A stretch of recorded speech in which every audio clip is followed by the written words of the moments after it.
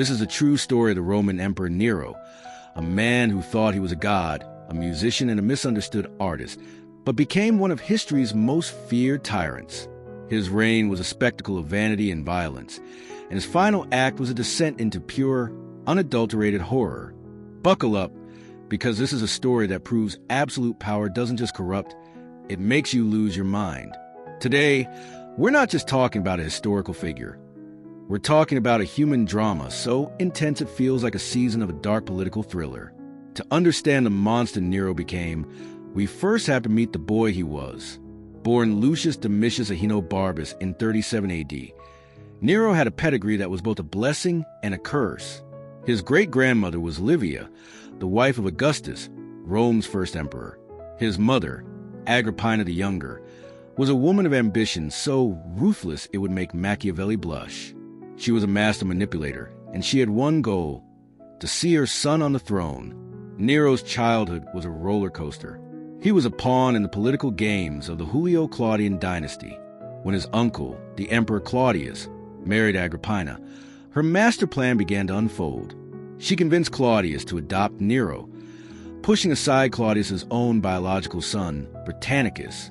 This was a classic Roman power play, a high-stakes chess game where the pieces were human lives. Claudius, aging and easily manipulated, fell for it completely. When Claudius died, in a very convenient manner, thanks to a plate of poisoned mushrooms that many, including the Roman historian Tacitus, suspected Agrippina had a hand in, Nero was just 17 years old. He was a fresh face, a new hope.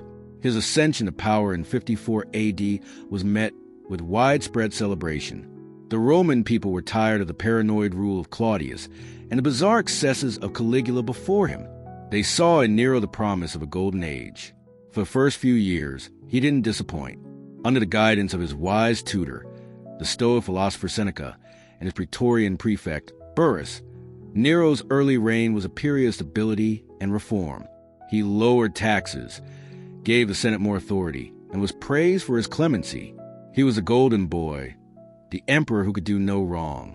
But, as we're about to see, absolute power is a poison, and it was slowly, insidiously, beginning to work its way through Nero's veins. The real Nero was about to emerge. The artist, the egomaniac, and the murderer. And it all began with a single, tragic choice. Nero was an emperor, but he was still a son, and his mother, Agrippina, was not about to let go of the power she had so carefully orchestrated. She saw herself as a co-ruler, the woman behind the throne. But Nero, now a young man with a taste for power, began to resent her constant interference. He wanted to rule on his own terms, to indulge his passions for poetry, acting, and music, and to get out from under his mother's thumb. This familial tension was a powder keg waiting for a spark. The spark came in the form of Poppaea Sabina, a beautiful, ambitious noblewoman who was already married. Nero fell madly in love with her, but she wanted to be empress, and that meant getting rid of Nero's current wife, Octavia, and more importantly, getting rid of Agrippina. Poppaea saw Agrippina as the ultimate obstacle, and she played Nero's resentment like a violin. The tension between mother and son reached a breaking point. Agrippina, seeing her influence wane, threatened to expose Nero's misdeeds and even threatened to back his rival, Britannicus. Nero, now a full-blown paranoiac, saw only one solution. He had his own stepbrother, Britannicus, poisoned at a dinner party. The first murder was the hardest, but it wouldn't be the last. With Britannicus gone, only one true threat remained: his mother. Nero decided to kill Agrippina. But how do you kill the most powerful woman in Rome, who is surrounded by guards and loyalists, without it looking like a blatant assassination? The first attempt was a marvel of twisted creativity. He had a custom-built collapsible boat designed to fall apart at sea. The plan was to send Agrippina on a sailing trip, and when the boat collapsed, her death would look like a tragic accident. But Agrippina was a survivor. She was a strong swimmer and managed to get to shore. When a frantic Nero heard the news, he was terrified. He knew she would expose him. He had one final option. He sent soldiers to her villa to murder her outright. As the assassins entered her room, Agrippina, with a chilling defiance, reportedly told them, "Strike here. pointing to her womb. This is what brought a monster into the world. It was a horrific, bloody end for a woman who had spent her entire life seeking power. Nero, now completely unhinged, was free to pursue his own monstrous ambitions. But the most famous act of Nero's reign, and one of history's great mysteries, came in 64 AD, the Great Fire of Rome. For 9 days, the city burned. The destruction was unimaginable. 70% of the city was destroyed. The suffering was immense. The Roman people were in a state of shock, fear, and grief. And then a rumor spread, a terrifying whispered tale that Nero, the emperor, had started the fire himself. According to the historian Tacitus, Nero was at his palace, dressed in theatrical garb, watching the blaze from a tower. He was reportedly playing his lyre and singing a song about the fall of Troy. This image of an emperor playing a musical instrument while his city is consumed by flames is one of the most enduring and chilling in history. It speaks to a man so detached, so narcissistic, that he saw the destruction of his city not as a tragedy, but as a spectacular, artistic backdrop for his own performance. To deflect the blame and quell the growing outrage, Nero needed a scapegoat. He found in a new, mysterious religious sect that was growing in Rome, the Christians. Nero's persecution of the Christians was not born out of religious zeal, but out of cynical necessity. He needed to pin the fire on someone, and this small, secretive group was the perfect target. The persecution was horrifying. Christians were rounded up, tortured, and executed in the most brutal and public ways imaginable. Some were sewn into animal skins and thrown to dogs. Others were crucified. But the most terrifying spectacle was the human torches. Christians were smeared with pitch and set on fire to illuminate Nero's palace gardens at night. The sheer sadism of this act, using human beings as living lamps, is a chilling testament to the depths of Nero's depravity. But even as he was orchestrating these horrors, Nero was obsessed with his own art. He was a terrible musician, a mediocre actor, and a bad poet, but he was absolutely convinced he was a genius. He would hold public performances, forcing Roman nobles and senators to sit through his hours-long, off-key singing and clumsy acting. No one was allowed to leave. People reportedly faked illnesses, fainted, or even pretended to give birth just to escape the emperor's dreadful performances.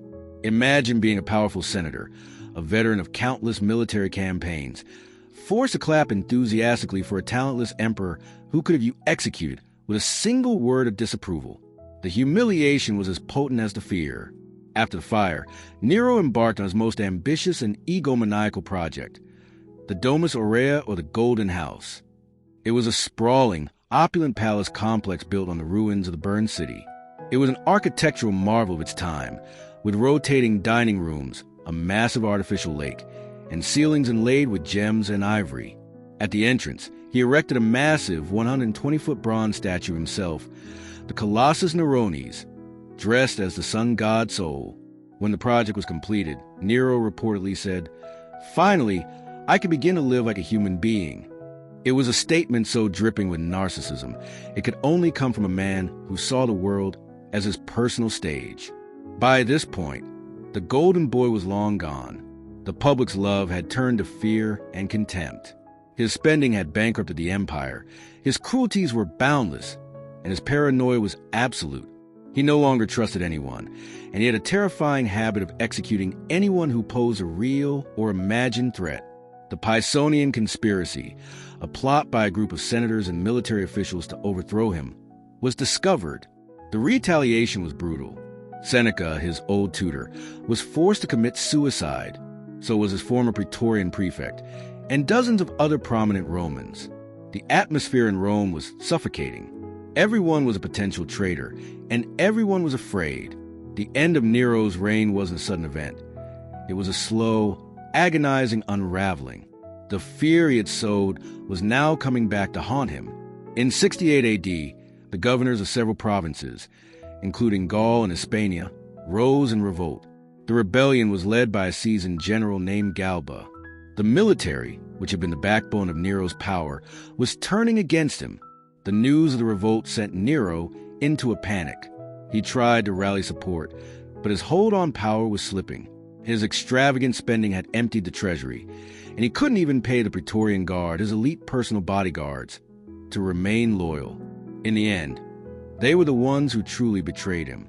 The prefect of Praetorian Guard, seeing which way the wind was blowing, declared his support for Galba. Nero, who had spent his life surrounded by sycophants and yes-men, was now completely alone. The spectacle was over. On the night of June 8, 68 AD, Nero was sleeping in his palace when he was woken by the news that the Senate had declared him a public enemy. This was the ultimate condemnation, a death sentence that meant anyone could kill him without legal consequence. He tried to flee, but his guards and slaves had abandoned him. He wandered the deserted palace, finding the doors locked, the guards gone. He was no longer the emperor of Rome. He was a hunted man. He eventually found a few loyal freedmen and servants who were willing to help him escape. They rode out of Rome, not on a triumphant chariot, but on a donkey. Their destination was a small suburban villa owned by one of his freedmen, Phaon. As they rode, he heard the shouts of the Praetorian Guard behind him. The hunt was on. He reportedly said, "I have lived without fear, but I am filled with terror now." This was a final, pathetic confession of a man who had built his reign on the fear of others. Nero and his small band of loyalists arrived at the villa. He hid in a small, cramped room, terrified. He heard the sound of approaching horsemen and knew his time was up. He ordered his men to dig a grave for him, and as they did, he cried, "Qualis artifex perio? What an artist dies in me." Even in his final moments, his delusion was absolute. He saw himself not as a failed tyrant, but as a misunderstood genius. He tried to stab himself, but he couldn't bring himself to do it. His courage, which had been so absent when he was watching others suffer, completely failed him in his own moment of reckoning. He hesitated, begging one of his companions to stab him, but no one would. Finally, with the sound of the approaching horsemen growing louder, he was forced to act. He drove a dagger into his own throat, assisted by his loyal freedman Epaphroditus. The first blow wasn't fatal. It was at this moment that the centurion and his men burst into the room. One of the officers, in a final act of respect or pity, tried to stop the bleeding, but it was too late. Nero, the last of the Julio-Claudian emperors, was dead. He had died in a dusty room, not a grand palace, a coward in his final act, his artistic dreams and tyrannical reign all ending with a whimpering cry. Nero's legacy is one of the most complex and debated in Roman history. Was he simply a monster, a cruel tyrant who delighted in suffering? Or was he a man driven mad by power, the product of a dysfunctional family and a corrupt system? Historians will likely never agree. But what is certain is that his reign left an indelible mark on the world. He was the first Roman emperor to persecute Christians, setting a terrifying precedent. He was a symbol of unchecked power and the corrupting influence of absolute authority. His downfall, pathetic and brutal, was a culmination of a life lived on a stage of his own making.